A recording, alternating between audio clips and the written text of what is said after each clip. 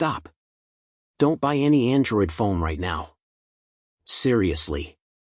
I just spent over an hour testing the top Android phones, and what I found completely changed my mind about flagship killers. Some of these phones beat the iPhone 16 Pro Max, others failed miserably. But number one, it's not Samsung. It's not Google. Stay till the end because I promise, you've never seen anything like this. All product links for your buy are in the video description. Let's start with number 5. Starting at number 1. Pixel 10a. Google may not have changed much with the Pixel 10a, 8 out of 10, Wired recommends, over last year's Pixel 9a. It has the same Tensor G4 processor, battery capacity, and dual camera system, but it remains one of the best smartphones you can buy for the money, particularly in the US, where there are fewer mid-range options. Performance is great, the battery comfortably lasts a full day with average use. You may need to top up in the afternoon if you're a heavy user, and the 120Hz 6.3-inch screen is bright, sharp, and colorful. The dual camera system, which offers a main 48MP sensor and a 13MP ultrawide, delivers excellent results in various lighting conditions, and there's a decent 13MP selfie shooter. It also has the niceties you'd want, like an IP68 water resistance rating and 7 years of software updates. So what exactly is different from its predecessor? The screen has higher brightness, making it even easier to read in sunny conditions. The glass that protects the display has been upgraded to Gorilla Glass 7i, so it should better handle scratches and accidental drops. There's satellite SOS to reach emergency services even without a cell signal, and the Pixel 10a supports faster wired and wireless charging speeds. However, unlike the Pixel 10 series below, this phone does not use the Pixel Snap Qi 2 magnetic charging system, which is a shame. There are also a few software features available here that aren't yet on the Pixel 9a, like Auto Best Take and Camera Coach, plus the ability to send files and photos to iPhones through Google's Quick Share to AirDrop feature. Number 2. Pixel 10, Pixel 10 Pro, and Pixel 10 Pro XL. Google's Pixel 10 series, 8 out of 10, Wired recommends, is an excellent collection of versatile phones with smart features you'll find helpful in your day-to-day. They're a leg up over the Pixel 10a, with a more powerful processor, better, and more, cameras, and they're the first flagship Android phones with native Qi 2 wireless charging support, meaning you can use a wealth of MagSafe accessories. There are 3 devices in the lineup, all powered by the Tensor G5 chipset, which shows a considerable processing boost over the G4 in the Pixel 9 series and Pixel 10a. The Pixel 10 is a significantly better value than its predecessor and a worthwhile consideration if you're looking for a bit more than what the Pixel 10a offers. There's a 5x optical zoom camera, a rarity at this $799 price, and while the main and ultra-wide cameras are similar to the Pixel 10a, there's an improved image processing pipeline that'll deliver better results. Plus, the front camera has autofocus, so selfies are sharper. The speaker is louder, too. Overall, it's one of the best phones you can buy under $800. The Pixel 10 Pro and Pixel 10 Pro XL step things up with more RAM, displays that can go from 1 to 120 Hz, and a new zoned UFS 4 storage standard for faster app load times and a prolonged lifespan. They have a vapor chamber cooling system for better sustained performance under load. The camera sensors are larger than the Pixel 10, so they deliver sharper, brighter images, and they exclusively feature Pro Residential Zoom, which uses generative AI to fill in the gaps of hyper-zoomed-in images for stunning results. The Pro XL model has even louder speakers than before, and it's the only one of the lot to support Qi 225W, which will recharge the phone faster than standard Qi 2, provided you use the right wireless charger. Number 3. Galaxy S26, S26 Plus, and S26 Ultra. If you want top-of-the-line performance from your smartphone, maybe you play a lot of demanding mobile games, then I suggest sticking with the smartphone stalwart, Samsung.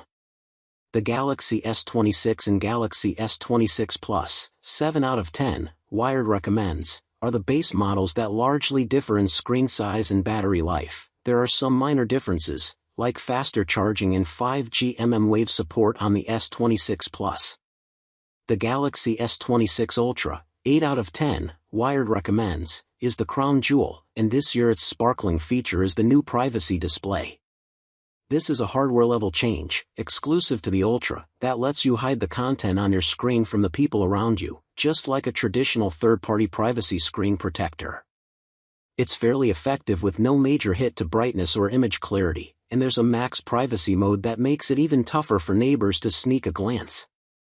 You can set it to turn on automatically for incoming notifications or specific apps, which is more helpful than you'd expect. Performance is excellent, especially with demanding games. These Snapdragon 8 Elite Gen 5 equipped phones satisfy, even more so than the Pixel 10 series. The Ultra's higher price means you also get extras like the integrated S Pen stylus, better thermals, wider apertures on a few of the cameras for brighter images, and an additional 5x optical zoom camera. Yep, it has a quad camera system. It also recharges the fastest with a compatible 60-watt charger, hitting 75% in 30 minutes. Disappointingly, unlike the Pixel 10 series, you still need a magnetic case to take advantage of faster Qi 2 wireless charging speeds and magnetic accessories. Number 4. 15 in OnePlus 15R. If you're tired of your phone's crappy battery life, the OnePlus 15, 8 out of 10, Wired recommends, and OnePlus 15 are the battery kings of flagship smartphones right now. They have some of the biggest battery capacities we've seen on a phone in the US, 7,300 and 7,400 mAh, respectively, thanks to silicon carbon battery technology, allowing them to easily last 2 full days on a single charge with average use. What makes this even better is that you can recharge it incredibly fast with the included proprietary USB-C charger and 80-watt adapter. My OnePlus 15 unit went from 15 to 50% in just 15 minutes, and hit 80% in 30 minutes. The phones have fresh designs compared to previous OnePlus phones. It's worth noting that only the Sandstorm and Ultraviolet colors on the OnePlus 15 come with faster RAM.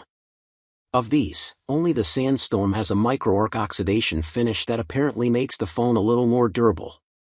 Word of warning, the Sandstorm model I tested feels slippery, so I recommend using a grippy case. Good thing that performance matches the price. The OnePlus 15 is one of the first smartphones equipped with Qualcomm's top-end Snapdragon 8 Elite Gen 5 chipset, whereas the OnePlus 15R employs the slightly lesser but still powerful Snapdragon 8 Gen 5.